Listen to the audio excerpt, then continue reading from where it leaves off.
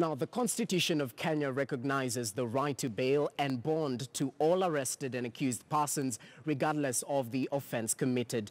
Now, despite this guarantee, the administration of bail and bond continues to pose serious challenges both at the police and court levels. These challenges include difficulties in balancing the interests of the suspects, accused, victims, and the public interest in decision-making. Led by Justice Jesse Lesit, the Bail and Bond Committee are transversing the country, overseeing the implementation process of set guidelines.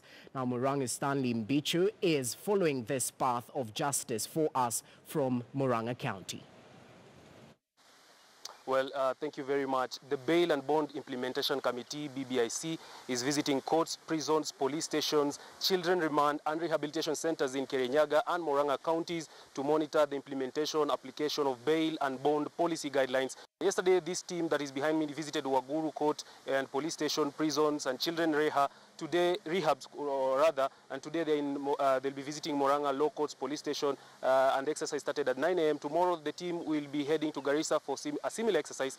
Similar teams are touring Uasin Gishu, Pokot, Kajiado, Machakos, and Makueni counties. Today, the Murang'a team is being led by Chair of BBIC Justice Jesse Lesit, who is also a presiding judge at the Milimani Criminal Division in Nairobi, and she is joining me right now. If you could kindly, thank you very much for making time with KTN News. If you could kindly elaborate more what this exercise is all about for the benefit of the viewers watching you back at home.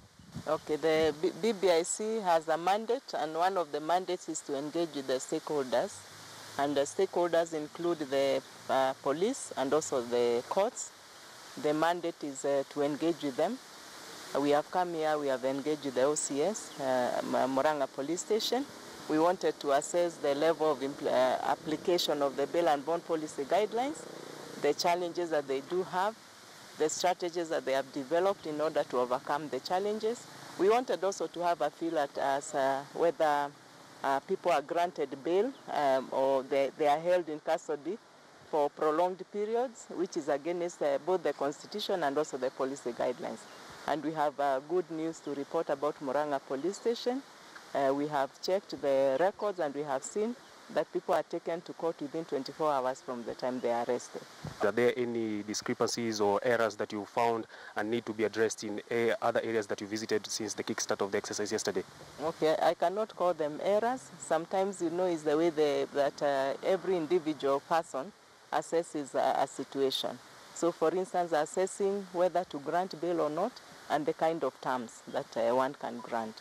So what we have seen is that sometimes the bail terms may be too high than the case calls for. What is your expectation in the end after this whole exercise comes to a close? Okay, we are going to come up with a report, and that report will inform, other reports that we have. We'll look, you know, we have some we'll use as a baseline because we did them a bit some years ago, months ago. So we'll use them to determine the status of the implementation of the bail and bond policy guidelines. That is the main reason, so that we can see whether the application of bail and bond policy guidelines is taking effect, the intended effect, which is to reduce the population in prison of the pre-trial detainees.